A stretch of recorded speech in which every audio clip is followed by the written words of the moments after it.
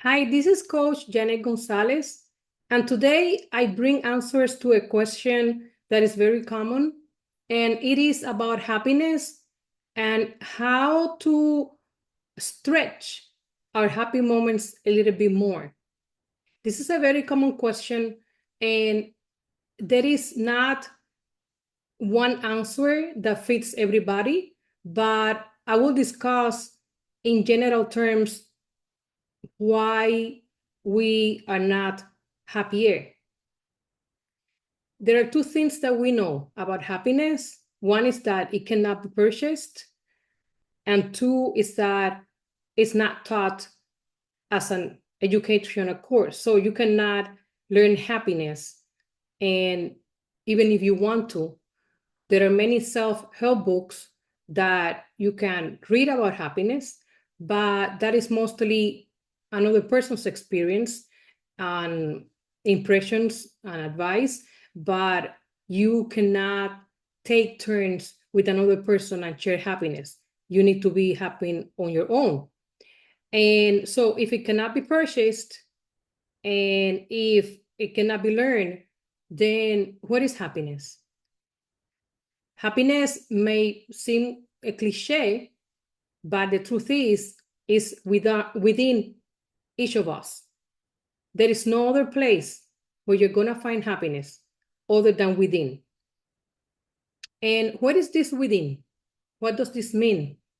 What this means is that we can either manufacture being happy or we can manufacture being or sad or sick or depressed or upset or anxious. Anything that we are doing right now, it's coming from within. I cannot borrow anxiety from somebody else. I cannot borrow happiness from another person. I cannot buy rage from another person. Everything that we experience, it's manufactured within each of us. Then, what are the factors that contribute to this happiness or to not being happy? You have to look at your body, your mind, and your emotions. Those three factors are mostly where either our happiness or unhappiness are manufactured. The body, what does it mean? The body can be in two conditions. Either you are in good health or you're sick. The mind can be in many stages of worry, thinking that doesn't stop. Also, you can have an anxious mind. You can have a mind that lives in the past. With the mind, there are so many things that can be happening, right? So for the body, you need a body that is in good health. And this, in turn, will add to our happiness. Then you come to the mind. The mind also needs to be in a good condition. It needs to be a stable, healthy mind. This will add to your happiness or to our happiness. If the mind is unstable, unhealthy, preoccupied, worried about everything, if it's living in another stage or phase that is not the present, this mind will create unhappiness. Instead of adding to the happiness, it will create unhappiness. What is the other factor? The emotions. Our emotional body is also very much connected to our happiness and the way we feel. It's all about how our hormones work, how the chemistry of our body works. What is it providing to us? We have seen how after we exercise or we walk in nature, after we have a friendly conversation, our bodies feel lighter, more joyful, more engaging. This is happiness. This adds happiness to our life.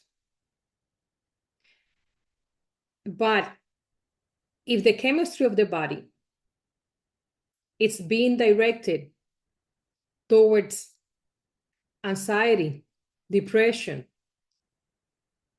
or rage, the body will create a different chemistry. This chemistry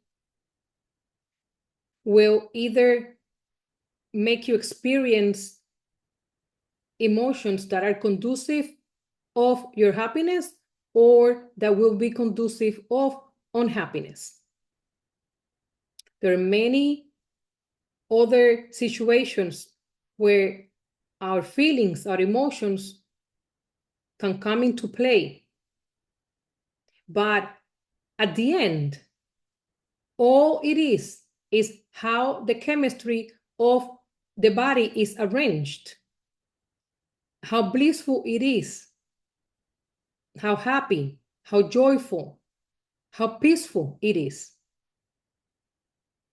There are many ways in which we could touch on this and dissect and go on different routes and ramifications, but basically it has to do with your hormones and how well they're working for you. Then happiness is not something, a material thing that you can go and buy. It is not a subject that can be learned at school. It is something that we manufacture within. It's coming from within. It has to be here inside of us. And the factors are, we need a healthy body, we need a healthy mind, and we need healthy emotions. We can go about reading thousands of books, taking thousands of courses, listening to millions of people giving conferences about happiness, that if you do not work on yourself, on your well-being, on your mental health, on the health of your body, on the health of and balance of your emotions, happiness will not happen. Because happiness that you get from dining out, from purchasing a material item, whatever it is that you think you need or that you need, this happiness will be very fleeting. It will be just maybe a couple of days, maybe a couple of weeks at most. But eventually we'll go back to wanting to go back to the store and getting yet another item. Many times we don't even need the item. Many times we have the item duplicated in maybe 4 or 5 times. But still, the mind is saying, if you get this other thing, if you get that other thing, maybe in a different color, maybe in a different texture, maybe with different patterns, you will be happy. You will get happier. It doesn't work like that. The only way happiness will manifest is if the balance is there for the mind, for the body, for the emotions. And if we, even little by little, become more joyful, more peaceful, more kind, compassionate, loving, and more human. The day that we become more human, happiness will be everlasting.